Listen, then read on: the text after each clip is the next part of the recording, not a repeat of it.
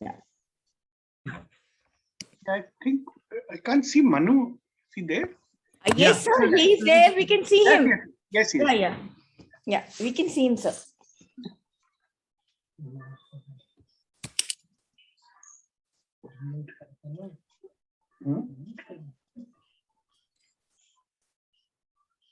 Professor Devadevan, if you can put on your video, that would be nice.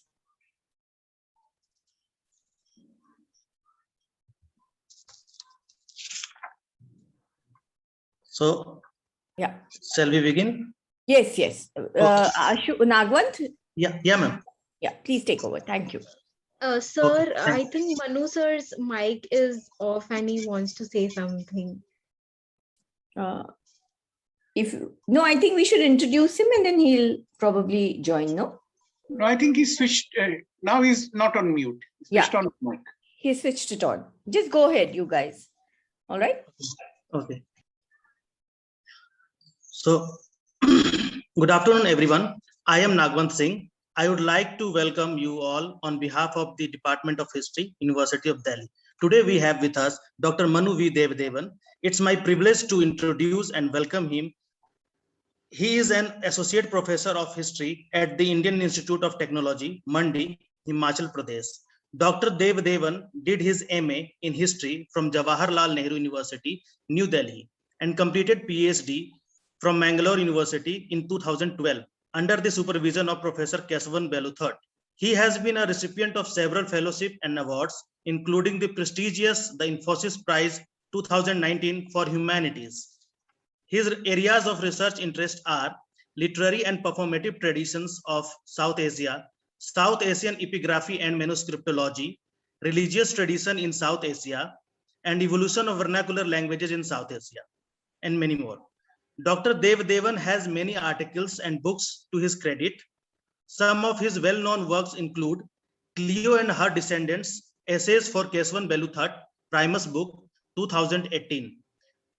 God is Dead, There is No God, The Vachnas of Allama Prabhu, Speaking Tiger Classics, New Delhi, 2019. Nimma Yug, Sangatha Pustak, 2020. The Early Medieval Origins of India, Cambridge University Press, 2020. Today he will be speaking on When Allama Prabhu Rejected Bhakti. Here I want to bring to your attention that those who are listening to this talk on our Facebook page can write their questions and observations in the comment box, and those who have joined us on Zoom are being encouraged to ask questions directly to the speaker after he delivered his lecture. So without further ado, I would like to welcome Dr. Devadevan sir to start on. Over to you, sir. Thank you very much, Nagwant. Can you hear me? Yeah. Yeah, I'm afraid we have serious connectivity issues here right now, and the weather is pretty bad. There is also voltage fluctuation, so I have to turn off my video. Please bear with me. Yeah. So I'm audible, I guess. Yes, sir. Yes, sir. Yes. Yeah. The history department of the University of Delhi has an enviable place in the history of history writing in India. In the last 100 years, the university was founded in 1922, and so was the Department of History. This is the centenary year of the university. I'm wondering if there are events coming up to commemorate the centenary. And yes, there will be. There will be. Wonderful, yes. wonderful. Yeah. Your department is actually a place that I visited fairly at regular intervals until recently. That is until the outbreak of the pandemic. I came there to visit or to meet 5 of my cherished friends and teachers in history. Professor Kesavan Beluthat, who was also my PhD supervisor, Professor Bhairavi Prasad Sahu, Professor Sunil Kumar, Professor Basudev Chatterjee, and Professor Amar Farooqi. 2 of them have retired from the department. 2 others have retired from life. And Professor Farooqi, I guess, is retiring from service soon. But there are several others in the department whose work I deeply admire and from whom I've learned much concerning Indian history. But unfortunately, I have not had the privilege of knowing them in person. I wish I did. I'm going to speak today about an iconic figure from the history of Karnataka, Allama Prabhu. He was a saint. He was a Shaiva saint. He lived in the 12th century.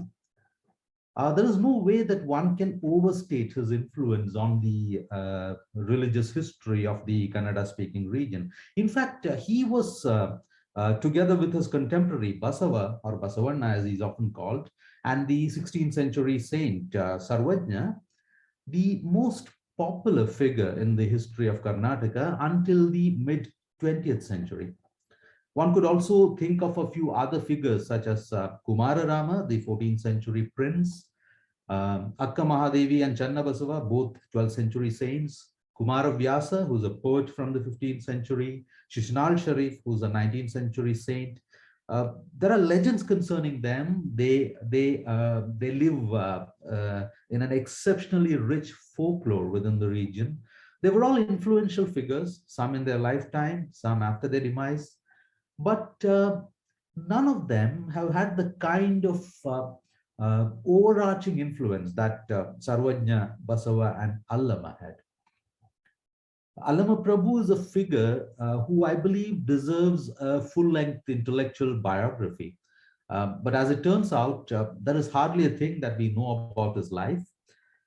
Write a biography of Allama, tracing the contours of his life and nothing more. No source criticism, no analysis or hypothetical suggestions, no straying into a discussion of the historical context of the times when he lived, only a description of his life. And I can tell you that if one is sincere, one will not be able to write more than 500 words.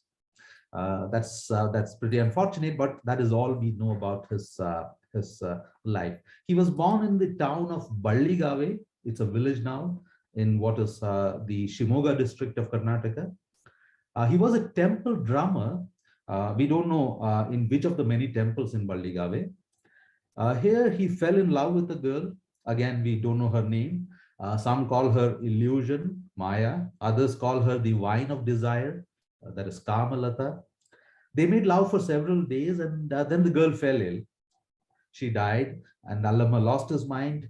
He spent his days in Balligave wandering like a madman until a saintly figure gave him the Diksha and made him an ascetic.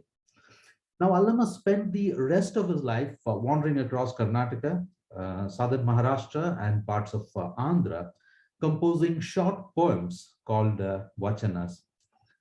In the course of this rather long journey, he might have met at least two important religious figures of the day, Basava, of course, and Siddharama, and seems to have had some kind of conversation with them. And at the end of this journey, Allama reached Kadali. Kadali is Sri Shailam in Andhra, where he breathed his last. This is all we know of his life.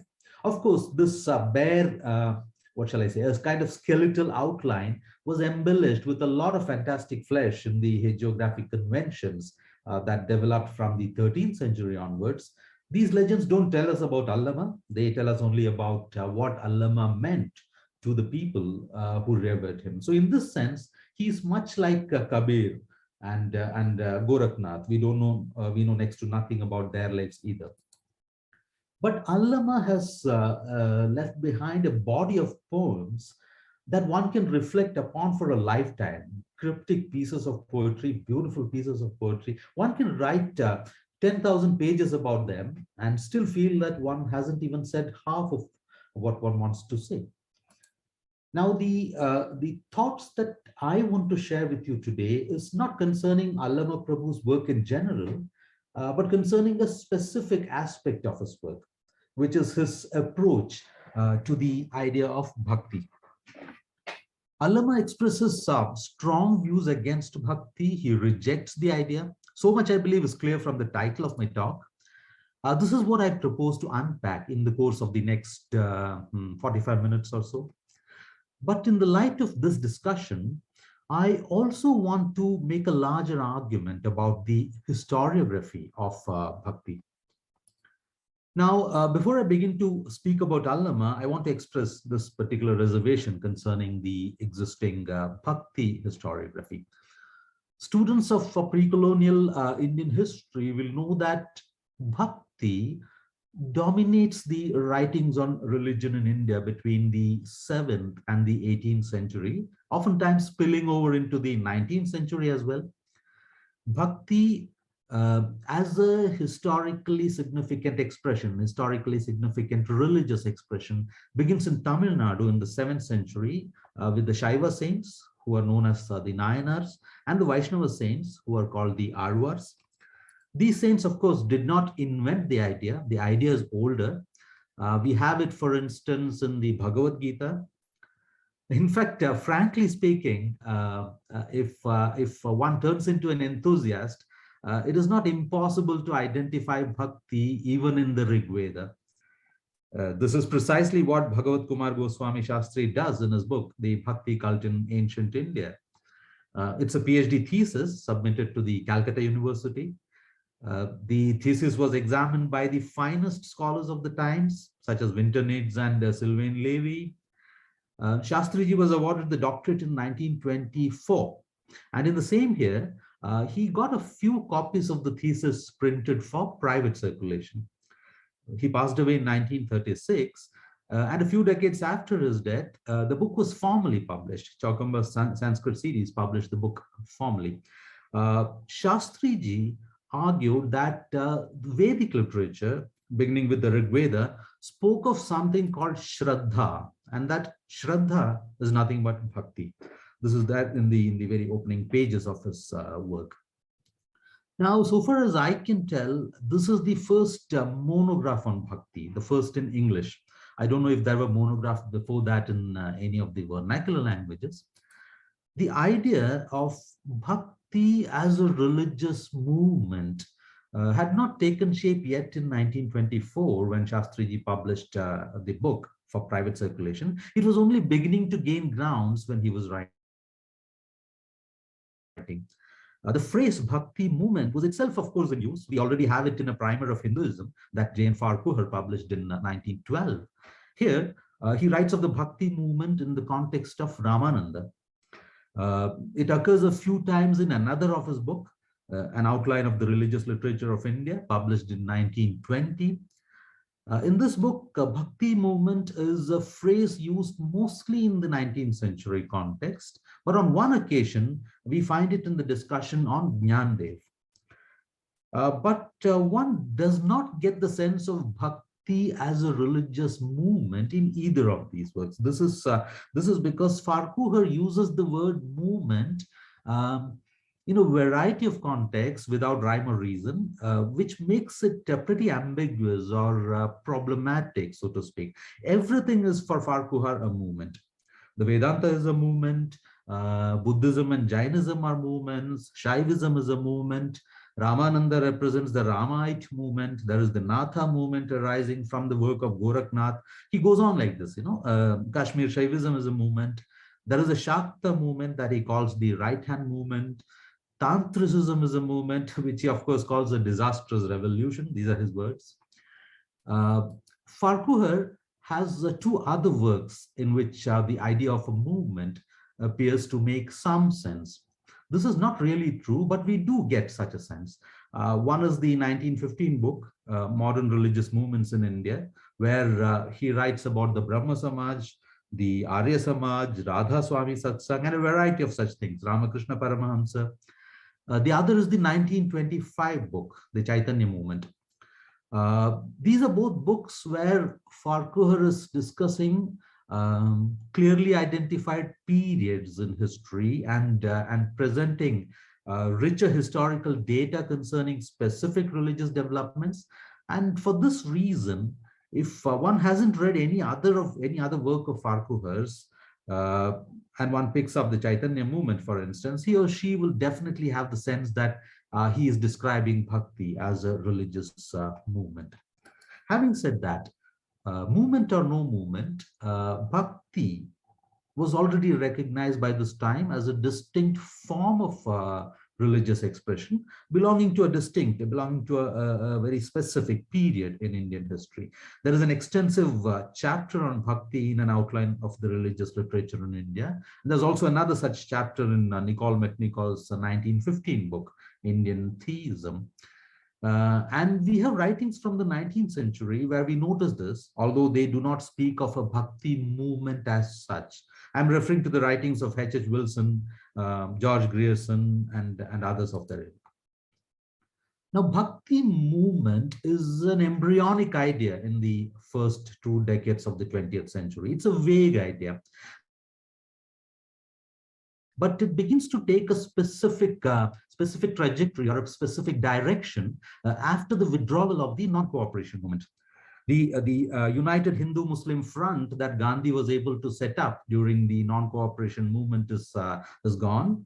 And the sense that the Hindus and the Muslims represented 2 blocks that were antagonistic and irreconcilable, not a new idea. We already have this in the later half of the 19th century, begins to trickle down into the world of scholarship as well. It has consequence for the emergence of the idea of Bhakti as a movement. Acharya Ramchandra Shukla's famous book, Hindi Sahitya Ka Itihas, was published in 1929. This work, nearly 100 years later, is still the standard textbook on the history of Hindi literature in Indian universities. In this work, Acharya Shukla identified a Bhakti period in Hindi literature, the Bhakti Kal. Bhakti, he argued, was a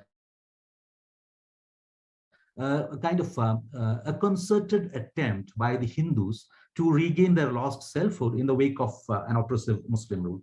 One can see very clearly that Acharya Shukla is able to imagine Bhakti as a movement. I don't know if he uses the phrase Bhakti Andolan in this book. He doesn't, I guess. Correct me if I'm wrong. I read his book more than 20 years ago, and I haven't had the occasion to read it again. Now, whether or not he used the phrase Bhakti Andolan, it's fairly clear that Shukla was speaking about Bhakti as a movement. The theory, of course, did not go unchallenged. Not everyone agreed with his views.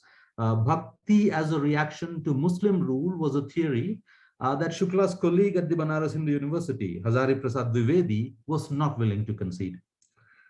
Historians don't approach Bhakti through the lens of the Hindu-Muslim divide anymore, but the idea of Bhakti as a movement has remained with us. It is perhaps a convenient term to use, and for this reason, it has been used everywhere with little discretion. I, for one, cannot imagine how Bhakti can be a frame of reference to discuss Allama as well as Purandara Dasa. It's beyond me to imagine Bhakti as a frame of reference for discussing Tulsidas as well as Kabir. So there is a complex set of religious tendencies. Bhakti is one of them. The idea of equality in the religious context, mostly in relation to caste and class, but at times in relation to gender as well, is another tendency, not necessarily flowing from the other tendency of intense, emotionally charged devotion towards a personal deity.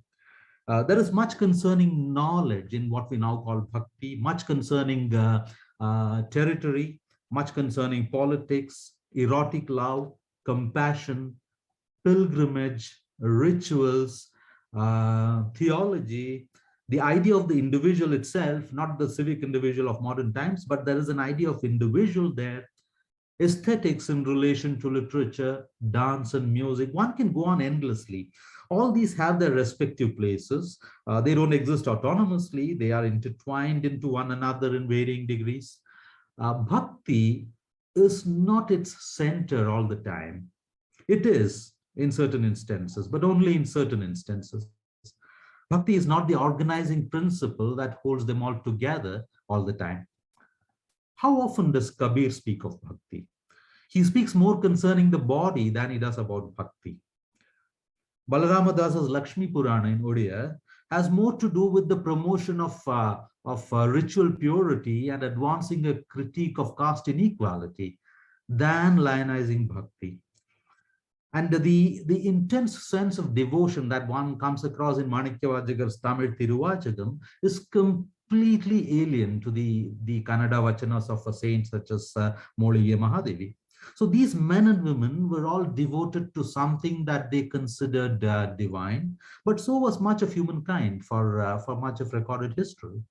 So I believe that we have been overselling this intellectually thin intellectual commodity called Bhakti.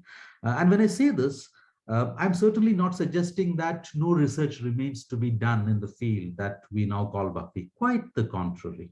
Quite the contrary. We don't have a monograph on Srimanta Shankar Dev or Kulashekara Alvar or Ras Khan, except perhaps chapbooks or thinly veiled hagiographies. I'm only giving you a few names in random. Most Indian saints are yet to be studied the way Hazari Prasad Dwivedi or Parashuram Chaturvedi, Purushottam Agarwal or Vinay Dharwadkar have studied Kabir, or the way John Hawley has studied Surdas. So I'm not talking about a dead end, as it were. I'm only pointing to the inadequacies of Bhakti as a category. So with these rather extensive comments on Bhakti, I'll now turn to Allama. Allama was a Shaiva saint. We don't know to which sect he belonged. A good number of his 12th century Shaiva contemporaries from Karnataka came from the Maheshwara sect. This sect evolved in Madhya Pradesh, where it was called the Siddhanta sect. So until the appearance of the Siddhanta Shaivas sometime in the 8th century, perhaps a century earlier, there were only two Shaivite sects in India. The Pashupatas, who are also called Lakulishas or the Lakula Shaivas, and the Kapalikas, also known as the Mahavratis. Other worshippers of Shiva did not form sectarian groups. What I'm suggesting is that there was Shaivism that was sectarian, and there was Shaivism that was non-sectarian. The same is true of Vaishnavism as well. Now, one of the important seats of the Siddhanta Shaivas of Madhya Pradesh was a place called Matta Mayura. This was in fact a distinct monastic lineage within the Siddhanta Shaiva sect. The lineage is also known after the place as Matta Mayura, and the monastery was called Golaki Matha. The Matta Mayuras trace their origins to Durvasa Maharshi. They identify themselves as members of Durvasa Anvaya. Now, members of this lineage began to migrate in all directions from about the 10th century. So one comes across them in Maharashtra, in Odisha, in Bengal. Saints belonging to this sect can be identified rather easily, only the saints, not the lay followers. Their names often carry one of the two suffixes, Shiva or Shambhu. So if one comes across names such as Gagana Shiva or Ishana Shiva, Aghora Shiva, Pavana Shiva, Vishweshwara Shiva, there are numerous such names in the inscriptions, Vyoma Shiva, Prabhava Shiva, it is certain that they belong to the Siddhanta Shaiva sect. And when you hear of someone called Soma Shambhu or Bhava Shambhu or Sadbhava Shambhu, he is also a member of the Siddhanta Shaiva sect. This is a feature of all Siddhanta Shaiva lineages, including Matta Mayura. Now the Matta Mayuras begin to migrate to South India from the 10th century onwards. Here, they are not called Matta Mayura or Siddhanta Shaiva, but identified either as belonging to the specific monastery, that is Golaki Matha, or simply as the Maheshwaras. Now, Basavanna, the famous 12th century reformer, and his contemporaries are called Veera Maheshwaras in the existing hagiographies. That is in the Telugu works of Palkurike Somanatha, early 13th century, and the Kannada work of Bhima, third quarter of the 14th century. So in the 11th, 12th, 13th, and 14th centuries, Shaiva is a synonym for Maheshwara in South India. Perhaps because, I'm not sure on this count, I'm guessing, perhaps because the Choras were Shaivas and they did not recognize any sect other than the Maheshwara. The Pashupatas were present in Tanjavur before Rajaraja came to power. We know this from the reference to the deity Someshwara in an inscription there. Someshwara was originally a deity of the Pashupatas. Someshwara disappears from Tanjore in the late 10th century, obviously because Raja and his successors extend their support to the Maheshwaras. In fact, the Maheshwaras had an absolute dominance over affairs concerning Shaivism in the deep south, so much so that, according to oral legends, the services in all Shaiva temples in Kerala followed the manual written by Ishana Shiva. This is the Ishana Shiva Paddhati. It was in vogue until the 16th century, when it was replaced by the Tantra Samuchayam of Narayana, which is still in use. I believe that it is not unlikely that the Ishana Shiva Paddhati was followed in Tamil Nadu as well. Ishana Shiva was the guru of Rajendra Chola.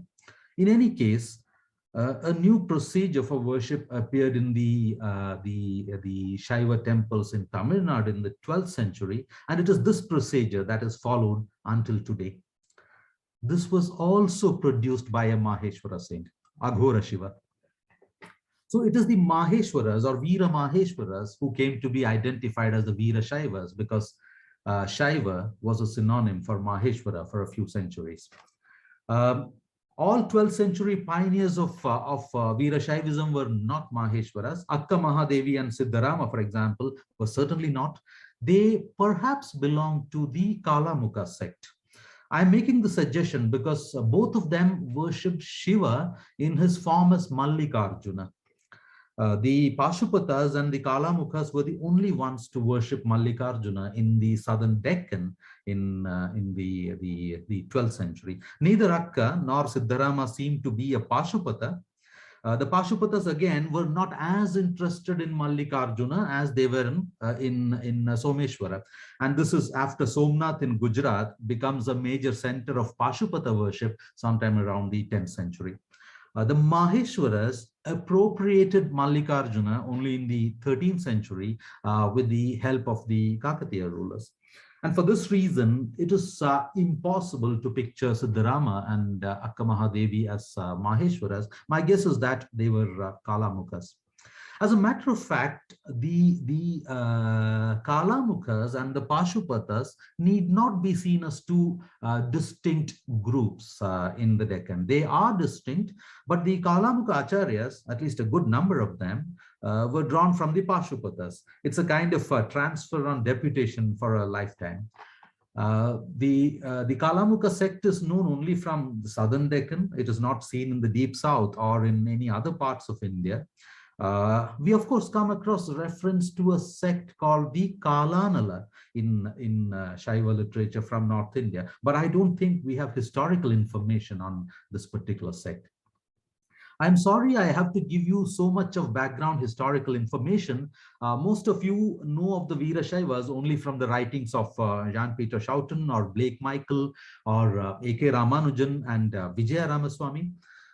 As it turns out, none of them had a familiarity with this history, largely because they studied Veera Shaivism only through Veera Shaiva literature, without consulting the contemporary epigraphic material about the Shaivas.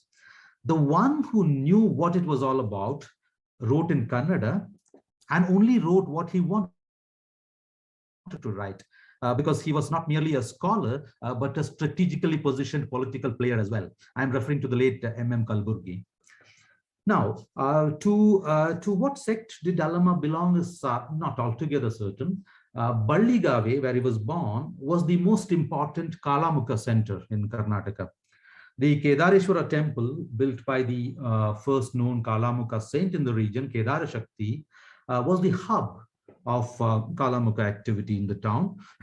Allama, who was born here, is not known to have had any association with the Kedareshwara temple. He belonged to a family of temple drummers and became one in the Yogeshwara Temple in the town.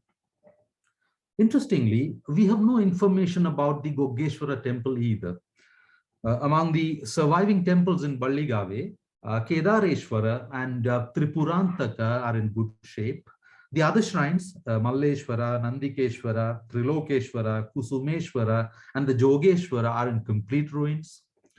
We learn of several temples from the inscriptions found in Balligave. Kedareshwara, of course, then Veerakeshava, Someshwara, Sarveshwara, Jagadeka Malleshwara, all these are mentioned in inscriptions. Lokeshwara, Manjeshwara, Yogeshwara. Are you able to figure out what I'm trying to say? Neither the inscriptions nor the surviving ruins point to the existence of a Yogeshwara temple. And if Yogeshwara is a temple that employs a drummer, it must have been one that had quite a bit of resources at its command. So there's no reason why this shouldn't be the case, but there is no Yogeshwara temple available in the sources. But we have a Yogeshwara temple. There's one that remains it's in ruins, and also there is one mentioned in a number of inscriptions. So this was built in the last years of the 11th century by a local chief called Jogarasa, who named the deity after himself, which we know was a widely prevalent practice in those times. So the Yogeshwara was completed in 1098. I have a strong feeling that Allama served as a drummer in this temple. He was perhaps a devotee of Yogeshwara and used Yogeshwara as the signature or Ankita in his vachanas. Harihara, a junior contemporary of Allama and Allama's first hagiographer, might not have had first-hand information concerning Balligave, and from what information he was able to gather, from the little that he was able to access, he took it to be Yogeshwara. And the signature became Yogeshwara in the oral tradition, where it, of course, eventually assumed a number of different forms: Gogeshwara, Goheshwara, Gopeshwara, and of course, the most popular version, Guheshwara, which is the accepted version now. Allama composed vachanas. These are short poems ranging from 3 lines to 10 lines, sometimes a little longer. There are more than 1,600 surviving vachanas that carry his signature: Guheshwara, Goheshwara, Gogeshwara, etc. My estimation is that at least a half of it is produced by later hands and not by Allama himself. They were composed during and after the 15th century to suit the requirements of anthologies, narrative anthologies, such as the Shunya Sampadane. So these are narratives about the life of Allama. In some texts, it is the life of Basava that is recounted, and his meeting and conversation with a number of saints. There's a story, it's a narrative there. And the vachanas appear as dialogues between the saints in this conversation. Now, there is a belief among some scholars that vachanas appear only in this embedded form, that is, in the form of texts within narratives of one kind or the other. It is thought that they are available only within certain contexts that are narrativized, and that they are not available in independent forms. Almost everybody who works on Veerashaivism in a Western university has this belief. This is a wrong impression. We do have works such as the Lingalila Vilasa Charitra of Kallumathada Prabhudeva, which is a collection of vachanas, each with a short commentary. The text was obviously meant for pedagogic purposes. There is no narrative context in the text. And there are manuscripts in which one comes across compilation of vachanas without a narrative or even with a commentary. So the vachanas are complex texts, and one can actually read anything into them, from barbarism to representative democracy, from feminism to misogyny, from egalitarianism to intolerance, from ritualism to a critique of rituals. We find vachanas that can be cited as evidence for all of these. But rejection of bhakti is a sentiment or an idea that is not very common among the 12th century Shaiva saints of Karnataka. So this makes Allama Prabhu important, because he criticizes and rejects bhakti not once, not twice, but on a number of occasions in his surviving oeuvre. The word bhakti itself figures more than 100 times in his vachanas, and the word bhakta, the devotee, is also used quite frequently. As it turns out, there are a number of vachanas with his signature that endorse bhakti. More than 2/3 of them, it must be said, are not actually Allama's compositions. They are later day pieces attributed to Allama. Now, one way of identifying this is to look at vachanas where the saints keep patting one another's back. You know, Basava extolling the greatness of Allama or Akka Mahadevi or Channa Basava. Similarly, Allama praising Akka or Basava or Channa Basava. You have hundreds of such vachanas, which are obviously spurious. Another set of vachanas have descriptions of Virashaiva philosophy dating from a later period. We have a vachana in which the Shatsthala is mentioned. You know, Bhakta, Maheshwara, Prasada, Pranalinga, Sharana, and Aikya. These are the 6 stages of spiritual evolution. Or a vachana in which the Ashtavaranas are named. There is a Guru, Linga, Jangama, Padodaka. When you come across such a vachana, it is certainly not a 12th century vachana because the idea did not exist back then. Now, a good number of vachanas in which Allama speaks approvingly of Bhakti, in which Allama votes for Bhakti, bats for Bhakti, belong to this category. They are not Allama's works. But we also have vachanas which do not have any indication that they are not Allama's compositions. These are perhaps genuine ones.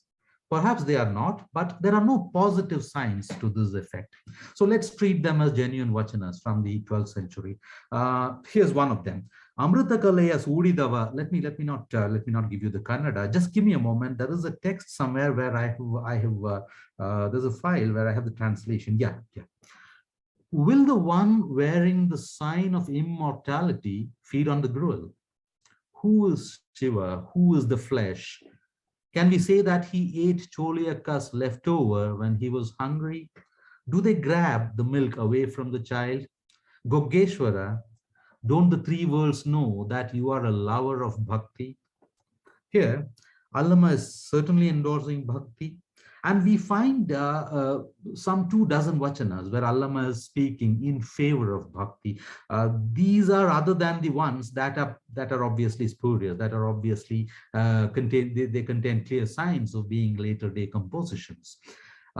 We know that before his initiation into sainthood, Allama was a devotee of Shiva. He was associated with a temple. He was in the service of a temple. It is possible that vachanas such as this go back to this early period in his life. I'm speculating, but it is not unlikely. But so much is clear. There are vachanas in which Allama endorses Bhakti. Now, let's turn to the other side of the story. Look at this vachana. The vachanas that I'm giving you are all from a text that I'm reading. You make a deity in your imagination and your mind becomes devoted to this deity. There is bhakti in your mind towards this deity, okay? So if that happens, can the body do something about it? Look, they lose their strength in the void. Yogeshwara, where have these people gone who sit on the bull and go looking out for the bull? This is not in fact a criticism of bhakti, but a critique of pretensions about bhakti. Here's another vachana. The words that we speak, this word, that word, another word, they have all been washed away. Bhakti is also washed away. Hoitalla Jakti Bhakti Jalava Kudit occurs again and again in his vachanas. It's gone in the waters. Yogeshwara, is it possible to keep making love until we die? Here, he characterizes bhakti as equivalent to lovemaking. It is as transitory as lovemaking. There is another version of this vachana that survives. It actually points to a different set of people or a different community in whose hands the vachana transmitted. So here the changes that the text has undergone during oral transmission were of a very different order.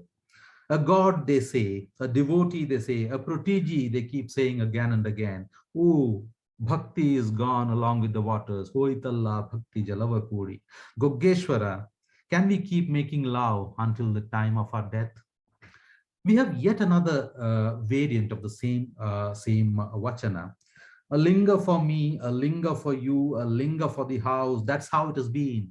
It's gone. Bhakti is gone with the waters. Yogeshwara, can the mind touch a linga that is untouched by a chisel? There are also vachanas where Allama's views are rather strong or harsh. Here's an example. The devotee is a polluter. Bhaktanembhava sutaki. The devotee is a polluter. The one who merged, the one who is merged in the linga is a person who has failed the vow. A person who says that the protege is the wife and linga, the husband, is a word that is simply virtuous and beneficial, is a reveler who is incapable of the pleasures of the sense organs. Yogeshwara, your protege is never scared, is never lost in karma either. The bhakta is a polluter, Allama says.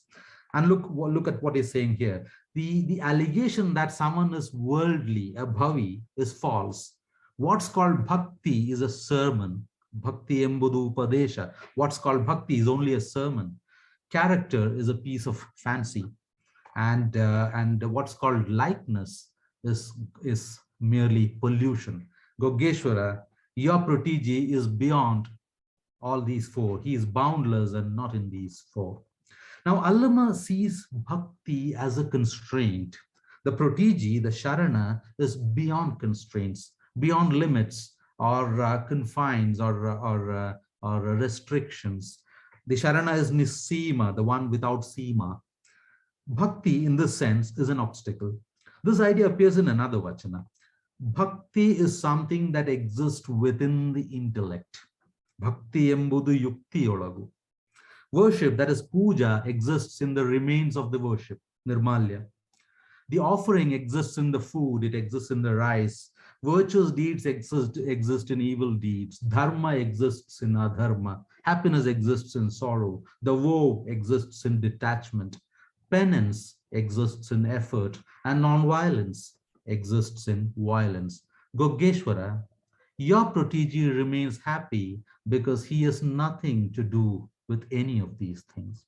I said earlier that bhakti is an obstacle. It's a limiting principle. But in this vachana, Allama identifies bhakti itself as something that is limited or constrained. He identifies it as something that is finite. It exists within yukti, which is to say, it exists in certain, how shall I put it? In certain deterministic calculations of the mind. It exists as an ideational principle. And insofar as it is limited, it is limited in itself, it cannot be the path to freedom, because freedom is a principle beyond limits. Bhakti cannot, according to Allama, for this reason, be great or mighty. Bhakti cannot be ghana. It cannot be mighty. Look at what he says here. Will I call the jangama, that is the moving, mighty? It turned into a trifle by begging. Will I call the linga mighty? It became trifle because it was worked by a stone cutter. Will I call a devotee mighty? Will I call a bhakta mighty? It turned trifle because of the deceptions of the body, the mind, and wealth. There is no transformation in these three. There is no supremeness in these three. Who knows the mighty Yogeshwara? I can go on with many more such examples, but I'll stop with one last vachana. The awareness of a person given to woe was lost in the five elements. The awareness of a devotee, the awareness of a bhakta was lost in equipoise. The awareness of the jangama was lost in begging. So in this way, there are no limbs left in the agamas or of action. Yogeshwara, your protege is matchless. We still don't have a clear idea of the extent to which Allama makes his criticism of bhakti. There have been no studies in this direction, but as it turns out, it figures in his vachanas in striking ways and strikingly original ways as well. And I'm still not clear why something as obvious as this has not come to the attention of scholars of history, of literature, of religion, although they have been writing about it for close to a century now. I think when one is fixated about an idea, one cannot actually see anything else. Bhakti, I believe, is one such fixation. Now, what do we make of Allama's critique of bhakti? It is perhaps too early to say. We have only identified that there is such a critique. We should also acknowledge that there might be other orientation towards religious life which are not characterized by bhakti, These are orientations in which there is no bhakti, and therefore a critique of bhakti does not arise in the first place in such places. Coming to Allama, we can think of a few signposts with which to explore the critique of bhakti further. One is, of course, freedom, and bhakti's tenuous relationship with freedom that Allama is pointing to. A second line of thinking worth pursuing is to place the critique within the sphere of causality. I'll come to that in a moment, and see how it is connected with cause-effect relationship. This is important because the metaphysics that Allama was trying to develop was anti-causal in its very foundations. A third possibility is to explore bhakti's connections with the action and agency, and how action and agency in Allama's metaphysics might share an uncomfortable relationship with this whole idea of bhakti. One can think of several such possibilities, and what they all point to is the fact that there are exceptionally rich avenues for exploration, which the fixation for bhakti movement and bhakti literature and bhakti tradition have simply foreclosed. We need to open up these possibilities. Now, I want to say a few words about one such possibility before I end this lecture. Allama's thought had a set of features into which his approach to a number of things were embedded. When I say a number of things, it includes knowledge, it includes thoughts concerning the body, institutions such as the temple, forms of worship, ideas concerning yoga, and of course, bhakti itself. Allama's thought was a kind of a protest. It's not a protest, it's a rejection of the idea of causality. It's a rebellion against causality as an idea. So his vachanas are full of images. The imagery that you have in it actually strike at the heart of every form of cause-effect relationship that one can think of. I want to give you a few vachanas where we notice this particular tendency. Here's one. A plant grew with no water, shade, or roots. A deer with no head came to feed on the plant. A blind man with no eyes found the deer. A hunter with no hands shot the deer. Yogeshwara, when it was taken to the country with no fire and begged for food, it was offering for the linga. Here's another. The ogress bore 2 children. There are 5 in the cradle. What becomes of the children when the ogress delivers a child? I'll rock the cradle, I'll sing the lullaby. The cradle devoured the ogress. Tell me, what is this, Yogeshwara? A third vachana. I saw a headless head devour the sphere of the earth, 500 million in extent. I looked at it in alarm, without a head. When the sphere of 9 divisions emerged, was there anyone that saw the head, Yogeshwara? There are several hundreds of such vachanas. I'll give you one last example. When a termite took the cloth, the star was feeding on the sky. It devoured the darkness and also the light. The dead carried the living, Yogeshwara. What's happening here? Modern scholars tell us that these are great yogic secrets hidden in these lines, which Allama doesn't want to tell us in so many words. So he is using the method of saying it with cryptic symbols. It's called Bedagu in Kannada. It is thought to be akin to the Sandhya Bhasha or the twilight language that is often used in Vajrayana Buddhism. I'm afraid I cannot agree with this position because Allama rejected secret knowledge. He rejected yoga and yogic experience. He rejected meditation and the chanting of mantras. At one place, he says that a monkey came hopping around and devoured a saint who was chanting. At another place, he says, why is the Sharana who has known the self in need of thoughts from without, meditation, silence, chanting, and penance? Horagana chinte dhyana mauna japa tapa veko tanna tanarida sharanange. Horagana chinte is worries about the outside world, but in this context, considering the rest of the world, dhyana, mauna, japa, tapa, it's better to translate it as thoughts rather than as worries. Now, please don't be under the impression that Allama is endorsing the self because he speaks of the Sharana who has known the self. Not at all. Here's a Vachana. Did I say sound? The spittle of the ear. Did I say touch? The spittle of the skin. Did I say form? The spittle of the eyes. Did I say taste? The spittle of the tongue. Did I say fragrance? The spittle of the nose. Did I say eye? The spittle of learning. Nanembene, Arivinenjalo. Did I say I? The spittle of learning. Allama is not a bhakti saint who is chanting, meditating, surrendering to God, praying for mercy.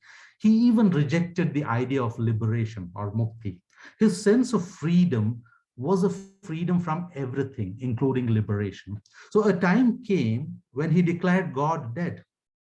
He said, God has fallen dead. The corpse was carried to the burning ground where they consigned it to the flames. Here's one Vachana where he declares God dead. There was an elephant in the rice. The rice was scorched. The elephant survived. What wonder is this, my lord? The god perished. The goddess went whoring. I prevailed, Yogeshwara. Another Vachana. The horns of Aja, Aja is the creator, Brahma. The horns of Aja broke. The sun and the moon on earth fell on the ground. It's sunset when the sunrise has stopped. The village was scorched. The sound ended. What wonder is this? The god perished. The goddess went whoring. I prevailed, Yogeshwara. A third Vachana. Ah, the elders, great and matching warriors of renown, have lost their mind and have been driven mad. The god perished. Brahma carried. Vishnu held the fire. Ganga and Gauri became tonsured widows. I saw this in alarm, Yogeshwara. And then comes a time when there is no wonder, no alarm. Allama is just declaring it, period. Goddess Ganga became a tonsured widow. Goddess Gauri lost her earrings. The moon and the sun bathed for pollution. The wind god bore the carriage heavenward bound. Vasudeva ripped the skull apart. News from there. Yogeshwara is dead. One last Vachana. Don't befriend the thief who transcended the life in the body. Take care of your belongings. No one is there to weep when the thief called Yogeshwara is killed. Yogeshwara nemba kallana kondode aluvar illa. There's no one to weep when Yogeshwara, the thief, is killed. We have here one of the finest exemplars of anti-systemic thought that rejects the idea of causality and rejects everything that has a systemic character or has the potential to become one. So some of you might be curious to know how Allama accomplished this. I'm afraid I'll have to disappoint you for now. That's a lecture in its own right. All I can say for now, for the moment, is that he had a method for doing it, a metaphysic based on the idea of void or shunya. Shunya not as absolute emptiness, but shunya as a potent force. Shunya or void in the form of a force called awareness that exists as an immanent experiential reality. This is something that needs to be discussed separately. I don't want to get into that. Now, here is what I want to say by way of a concluding remark. In a religious system in which the mercy or blessing of a god is the effect of devotion and surrender, bhakti occurs in a causal field. So Allama's rejection of causality meant that he had to reject the idea of bhakti as well. Now we are all students of history, and bhakti was a historical reality. We are in no position to reject it the way Allama did. But we must acknowledge that bhakti is important only to the extent that it is important. We have to move beyond bhakti. Thank you very much.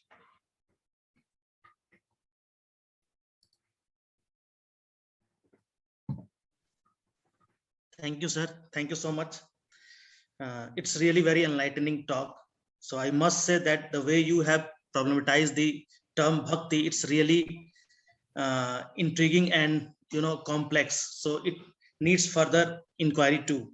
So before we start Q&A session, I would like to invite our head of the department, Professor Seema Baba ma'am, to share some views of her if she wants.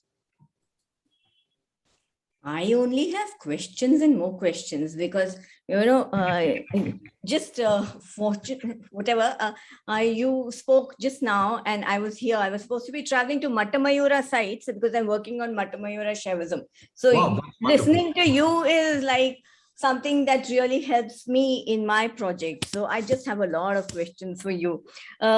Because one mostly is that, the Matamayura Shaivism, what little we have is incidental, it's inscriptional from Ranod and Chandrahi, etc., and so on and so forth. But they don't speak of Bhakti, at all. And what kind of Shaivism is it that is traveling to Golaki, for example, with the early Shaiva Siddhantas, one question is that. Then I am also very interested in this thing that, how does the kind of Shaivism that is developing, you called it Veer Maheshwar or, that kind of a thing, that is connected to, say, Kashmir Shivaism that's also there during this time and is influencing Shaiva Siddhantas to some extent. So, and what kind of textual traditions are coming up? Because I know of the Nepalese, Shaiva Siddhanta tradition that is there with Som Shambhu Padati and so on and so forth, which is being textualized in the the medieval period. So that is something that I'm interested in. Also, if you could just tell me something about that. And of course, Natesh, is there because Shaiva Siddhanta's one iconographic form that is of great importance to them is the Natesha form. Does it also travel when, this branch goes on to Golaki and then further? These are some questions. I'm sure I'll have far many, but these are some at the moment. Thank you, Professor Baba. Yes, I'll address the last question first. Yes, we do notice the image of Natesha or Nataraja traveling to most of the places where these people are traveling. For example, the famous site of Ranipur Jharial in Orissa is a place where Gagana Shiva actually builds two temples. Gagana Shiva belongs to the Matamayura sect, and one of them is a temple for Nataraja actually. But you have the cult of Nataraja in the deep south and other places, even before the Maheshwaras or the Siddhanta Shaivas move into those places, but they do carry Nataraja along with them. And what is interesting for me is the importance that Nataraja has in the whole Chora politics, because perhaps Nataraja is the most important image after Somaskanda. It might have something to do with the connections that they had with the Maheshwaras.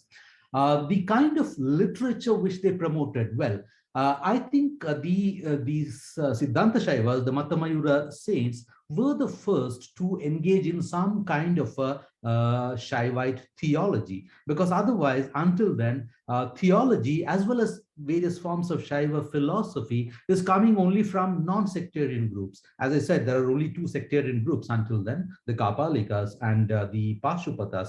Neither of them seem to be interested in, at least until the 10th century, neither of them are interested in coming up with the philosophies of Shaivism.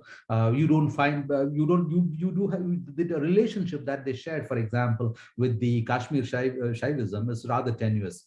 Although we have some evidence to suggest that at least one of the deities that became popular in India in later times, Tripura Sundari, comes to the south from Kashmir, but to Kashmir from the Matamayura sect. So much is clear. Although there is another whole tradition of worship of the Nitya deities there. The two of them come together in very interesting ways sometime around the 9th century. You have evidence for that in the Nitya Shodashikarnava and so on. The Soma Shambhu Paddhati must be part of this whole enterprise. And you have saints such as Aghora Shiva who are also coming up up with fascinating treatises during this period. So yes, this marks a very interesting shift. The Matta Mayuras and the Siddhanta Shaivas in general marks a major shift in Shaiva sectarian Shaiva orientation in this period, because you don't find the presence of sectarian Shaivas either in the Pallava court or in the Chalukya court or some of the states that you had in the 5th, 6th, 7th, and 8th century. In fact, the Kapalikas are actually ridiculed by the Pallavas, at least in the Matta Vilasa Prahasana of Mahendravarman. They don't figure in ways that are approved of by the larger world of letters in this period. So yes, in this sense, I believe the migration of the Matta Mayura sect to South India was fairly decisive. Because they were also, I think the Matta Mayura saints were also the oldest of what we now call the warrior ascetics. You know, the warrior saints who wield the sword and whom you find everywhere in the medieval period. The oldest of this tradition that I could trace was the Matta Mayuras. They are very active. They participate in warfare in a big way. And R.N. Mishra, I'm sure you're familiar with his work. He's even suggested that they were so closely intertwined with the state networks, particularly the Kalachuris of Tripuri, that they collected taxes on behalf of the state, right? And they extended the state society into the forested domains of Madhya Pradesh. So they do. I think we need more research on the Matta Mayuras than has been done. But the material that's available is quite fragmentary. That's another concern, you know. Very fragmented. Is not very extensive, but you can make very interesting connections between these people. Thank you.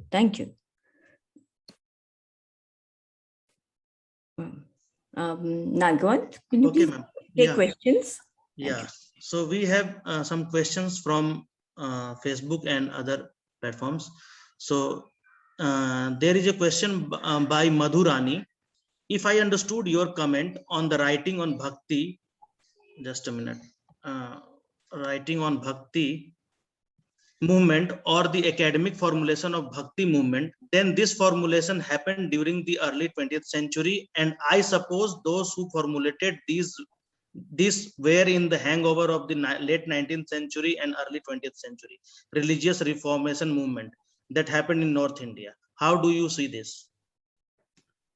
Well, at least in the case of Farquhar, it's fairly clear that he was familiar with the reform movements of the 19th century. He has a whole book on that. That is the modern reform movements and religious reforms in India, where he speaks about a number of interesting developments that happens in the period. But the same may not actually be true of most other writers. Ramchandra Shukla, for example, the one example I gave, doesn't seem to be too much worried about what is happening in the 19th century in terms of sectarianism, because he's writing a very different kind of history. And I at least don't get the sense that he was worried about the 19th or early 20th century reform movement. He's not speaking to that historical process at all. And I'm also not suggesting that the whole thing comes from Shukla. I'm just giving a very concrete example because that's a very prominent text that we have. It is the most important textbook even to this day as far as the history of literature is concerned, Hindi literature. And there's a whole story of how this text circulated in North India that remains to be told. You have similar texts in the vernacular languages as well. And the kind of divide that I've been speaking about is, again, not something new for the 1920s, although after the non-cooperation movement, it becomes something different altogether. But you already have that in Bankim Chandra as early as the later half of the 19th century. Okay.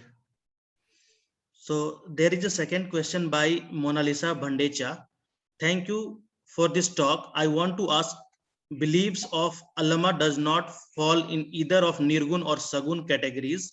So can one say he tries to find an alternative way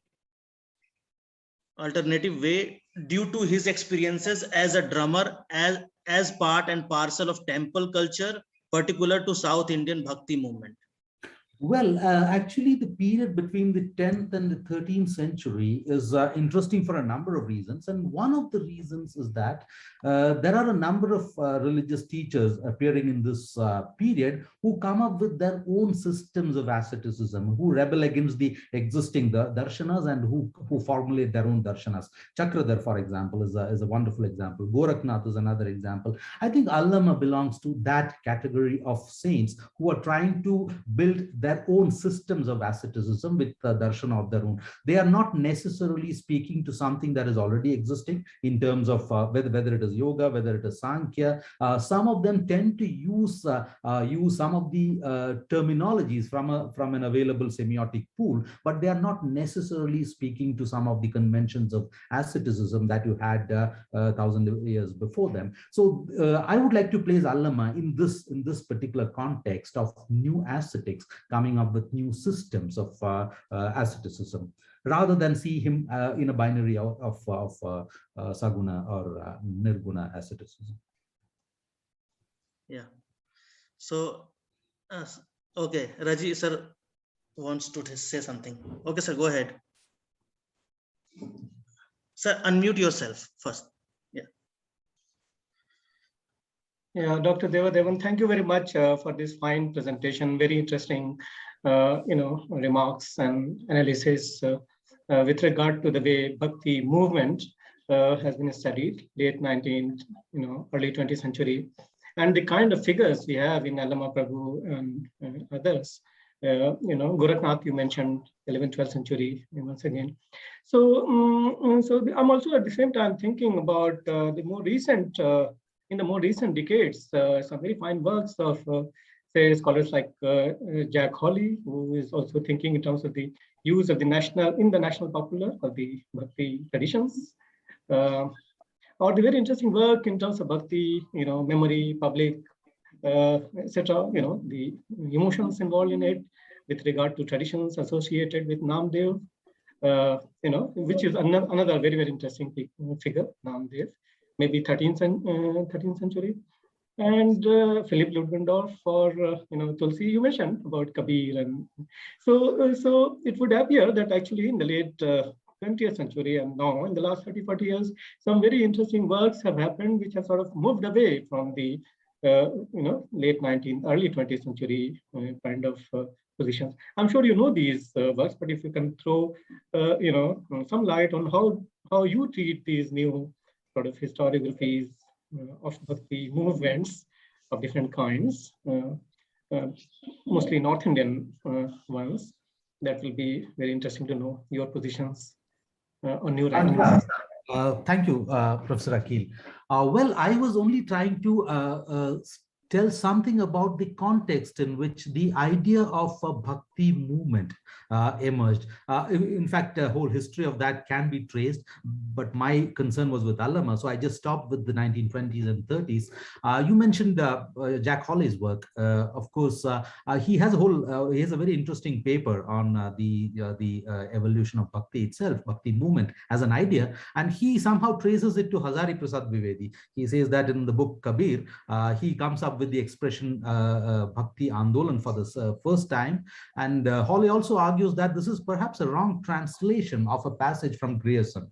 Grierson speaks of, I think, the cult of Bhakti, I forget what, but in his translation, Hazari Prasad Dwivedi renders it as Bhakti Andolan, and that is the period from when people start speaking about Bhakti as a movement. He's right, although the word Bhakti movement itself doesn't begin with Dwivedi. You already have that in Farquhar, for instance, almost 30 years before him.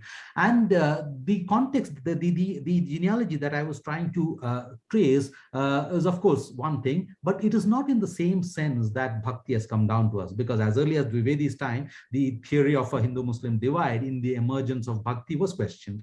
And there were at the same time, nevertheless, two interesting intellectual trends in understanding what Bhakti is.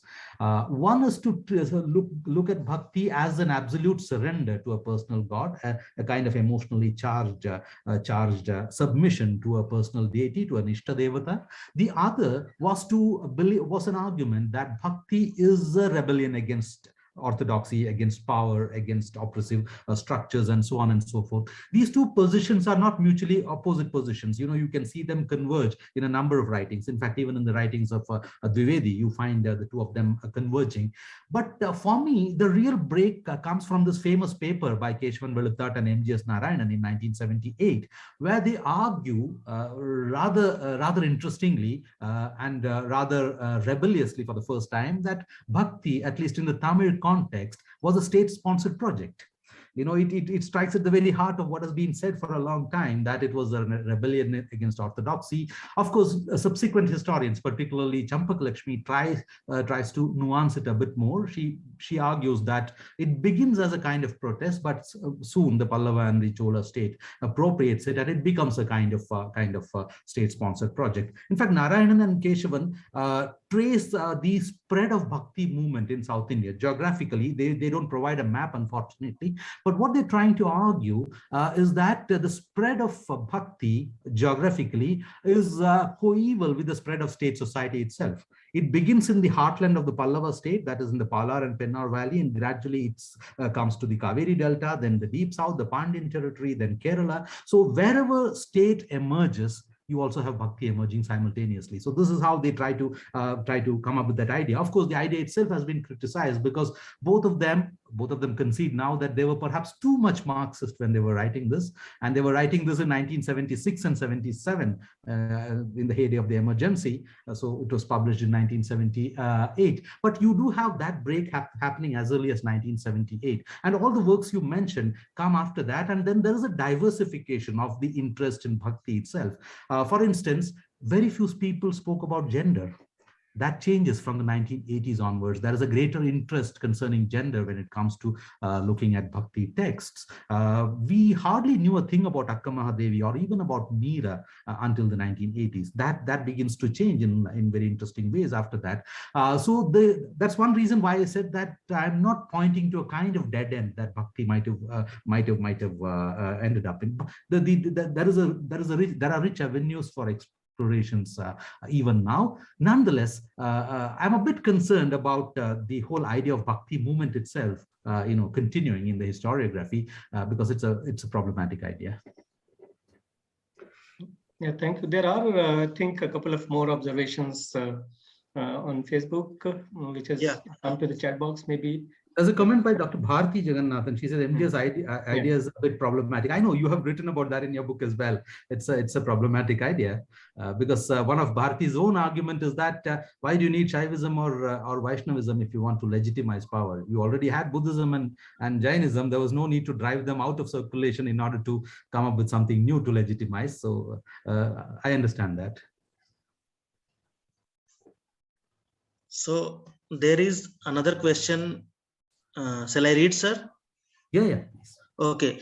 This is from Mihir Kesari. Bhakti has been, to an extent, at popular level, has been interpreted as a rebellion against orthodox caste hierarchical structure. How do you see the Bhakti movement?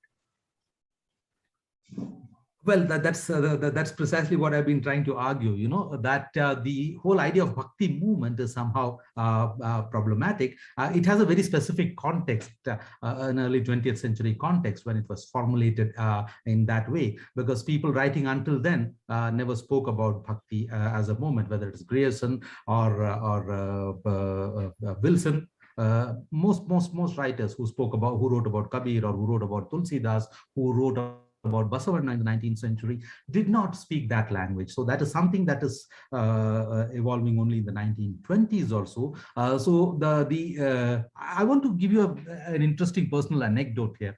A couple of years ago, a friend of mine, she's a software engineer, but she's interested in reading books concerning Hinduism. She happened to read my book, The Prehistory of Hinduism. And she was a bit annoyed because I was dealing with the period 1000 AD to 1800, which is more or less a kind of Bhakti period. But I more or less never used the word Bhakti in the whole book. She asked me why. That is when I myself realized that this is the case. And then I looked at the book and I found that the word Bhakti appears only on 2 occasions. And on both occasions, I'm not talking about Bhakti, it's in some other context that the word is figuring. So it is possible to write religious histories without invoking the trope of bhakti movement. Okay, thank you, sir. So is there any questions? Anybody can ask questions. I'm a little curious about the idea of bhakti. As a movement, I understand the argument that you're making. But in the early centuries of the Common Era, when you have the Vyuhavad, etc., coming up in Mathura and areas like that, you do have the concept of this personal God, the development of iconography and of shrines connected to this idea. So how do you see that? Well, you do have the idea of Ishta Devata from a very early time, and bhakti is a reality. That was the last point that I tried to make. It is important, but only to the extent that it is important. There is no denying that there was expressions that we can now call bhakti.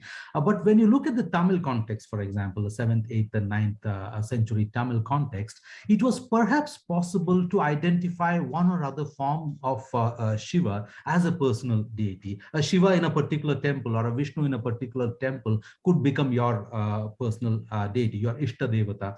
But from about the 12th century onwards, in much of South India and perhaps in North India as well, once the monastic lineages begin to strengthen their hold on religious processes, there is no Ishta Devata anymore, because there is a founder of a lineage, of an ascetic lineage. He or she worships a particular deity or an aspect of a deity, and everybody who gets initiated into that tradition is only following that particular form of worship, whether it is Sirahati Fakirappa from Karnataka or some other saint, the Kaivar Narayana Tata from the neighboring Andhra. You do see that the idea of Ishta Devata somehow becomes a weak idea by the 12th, 13th, 14th century, but it is very much there in earlier times. Thank you. Thank you. Okay. So I think we have done with the questions. So now I have some kind of a question. Can I ask? Why not? Why not? Okay, sir. I was reading your book. This is very fascinating book, and I just gone through the episode of the encounter between Allama Prabhu and Gorakhnath. In that episode, there is a conflict between two kind of systems, and one system is Sunya Kaya and Vajra Kaya. So in that sense, I was wondering while reading this episode, it reminds me about the encountering between the Sufi that Rajiuddin Akil sir's books deals with, that how the contestation for the vilayat was happening in Sultanate period, and even Sufi and yogic encounters were going on. So in that sense, I was wondering about that. Is there any possibilities between the encountering between bhakti kind of or yogic yogic conflicts as this episode shows, or is it possible to interpret this encounter as a that there is a popular belief that Gorakhnath is from North India, but as James Melanson also mentioned that he is from Karnataka, or he has a Karnataka belonging. So is there any possibility to say that these encounters leads Gorakhnath to leave South India and go to North and spread his message or something kind of, or is there any possibility of this division? Well, the story of the encounter between Gorakhnath and Allama comes from about the 15th century onwards. You don't have that in the earliest of the hagiographies, which is the work of Harihara, who's a junior contemporary of Allama. This is the legend that comes much later. I don't really believe that Gorakhnath or even Matsyendra belong to South India. They have their own North Indian origins. The argument that Professor Melanson makes is fascinating, I guess. But what he argues is that the practice of Hatha Yoga is what emerges in this particular place called Kadri. Kadri is very close to Mangalore in coastal Karnataka, and he demonstrates. I think he provides almost conclusive evidence on the basis of inscriptions there and on the basis of texts such as the Amrita Siddhi, that Hatha Yoga, the practice of Hatha Yoga, emerges in Kadri. He doesn't argue that Gorakhnath himself is a South Indian, or even Matsyendra is a South Indian. I guess you're referring to the paper called Kalavanchana. It's a famous paper that he wrote. Gorakhnath's connections, I believe, is more with Nepal and Tibet, because that is where he gets the idea of Vajrakaya from. Although the manner in which he conceptualizes Vajrakaya is very different from the idea of Vajra in Vajrayana. But in spite of that, there are certain elements from Vajrayana Buddhism that he is trying to incorporate within his system of asceticism. And the conflict between the two systems, between Allama's system and Gorakhnath's system, is that Allama believes that there is no point in transforming your body into something as hard as a diamond. That is strenuous, that has its own effort. Hats off for that, but that is not what is expected from an ascetic. An ascetic should ideally transform the body into a void, an emptiness. So that is why he believes in the idea of Shunyakaya. So there is this physical encounter between the two, the story of the encounter in which Gorakhnath, Allama tries to strike Gorakhnath with a sword, but nothing happens to Gorakhnath because his body is as hard as a diamond. But then Allama asks Gorakhnath to strike him back. And when he strikes him back, the sword just passes through his body because it's a void. His whole body is a void. And Allama eventually, Gorakhnath concedes that Allama is a far greater yogi than he himself is.